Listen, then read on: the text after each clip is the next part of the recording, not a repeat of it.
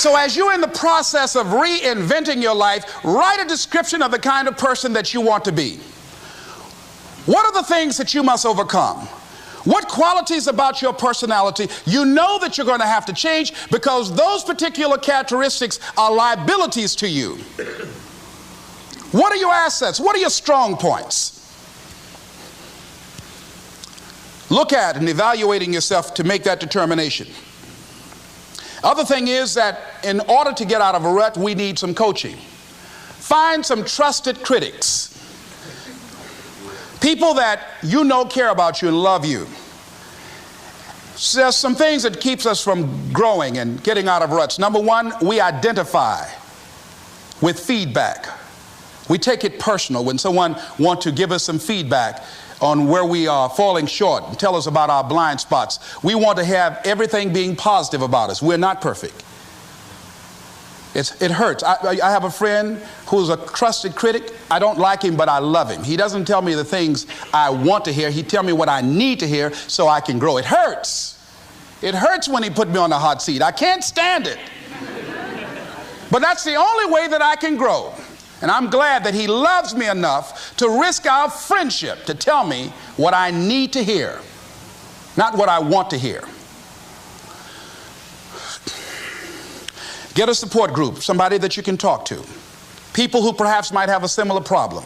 Support groups are very powerful, that you can share some of the challenges that you're going through. And it might be a situation where one person can give you an idea of how they handle that situation and create an opening for you. Begin to stimulate some possibilities in your mind on how you can resolve the problem. We can't grow by ourselves. As I mentioned before, we grow from people and projects.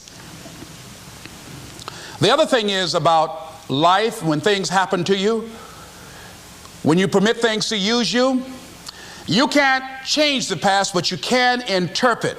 You can reinterpret how you see it. For years, I was going around with a heavy load on my shoulders, feeling bad because I was adopted, doing interviews for adoption agencies and foster homes. And I was on television once, and I told these people in this particular interview that I was giving away my twin brother and I when we were 6 weeks of age. A friend of mine, fortunately, was listening to the program. And she said, Les, I'd like to have lunch with you. And so I went over to see her. She said, when a woman carries a baby for 9 months, feeling that life movement in her, it's automatic and natural for her to learn to love that baby, to expect it to come here when she bears the pain to bring it into the world. Your mother, Mamie Brown, when she came in to adopt you guys, she didn't go through that process. She looked at whoever your biological mother was and said, I'll take him. You weren't given away less. You were chosen with love.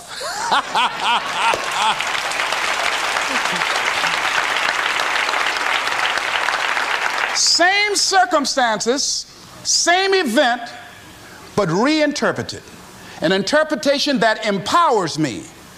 Am I making sense to you? Yeah. So when you begin to look at your past, give an interpretation that empowers you. That's where I used to be. That's not where I am now. I'm growing. Now I want you to think about,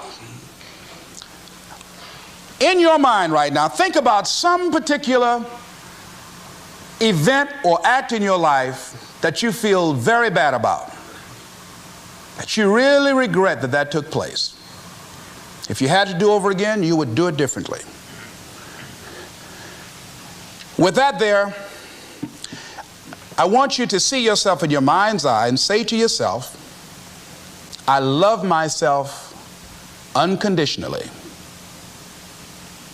and I forgive myself. If I knew better, I would have done better.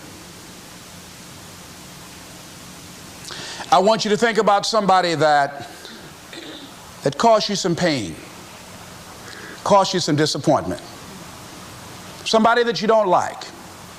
Let me tell you something about the mind, how it uses you. Tell you something super stupid that I used to do. Do you know for years I hated my mother and my father, whoever they were, because they gave me away as I thought at that point in time. And guess what? I didn't have any faces for the hatred because I never saw either one of them. And I said, I hate them for that. And then once I forgave them and said, it's okay, had they not given me away, I would have never been blessed to have the mother that I have, who to me is the greatest mother in the world. So the universe unfolds as it should.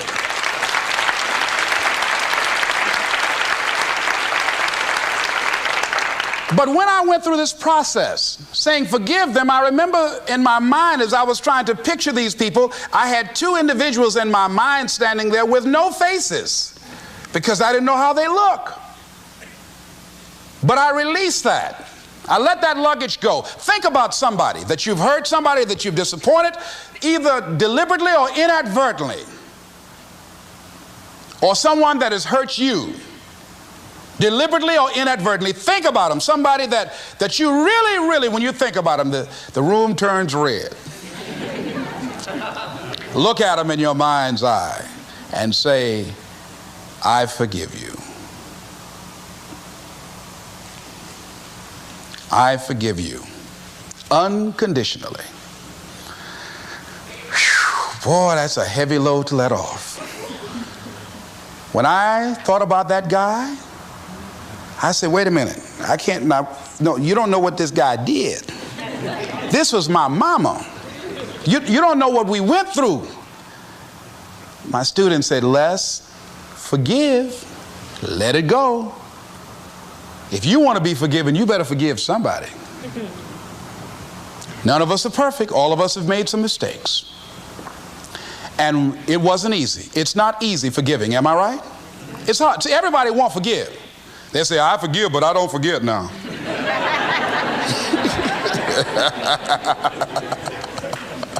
Let it go so you can grow. Let's get a little demonstration here. Throw it up on this side here, right? Demonstrate it like this. Let's go. I throw away negative thoughts. Revenge. Guilt. Anything that's been holding me back. Now with that right hand, let's bring something in. I bring in love. Peace of mind. Good relationships. Whole lot of money.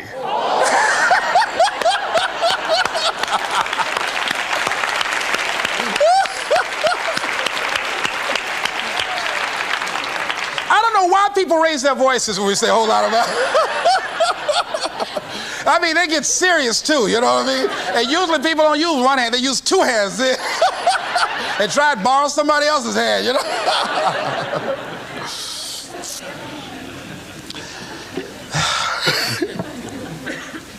Reinterpreting our past. Understanding and knowing that we can move from where we are.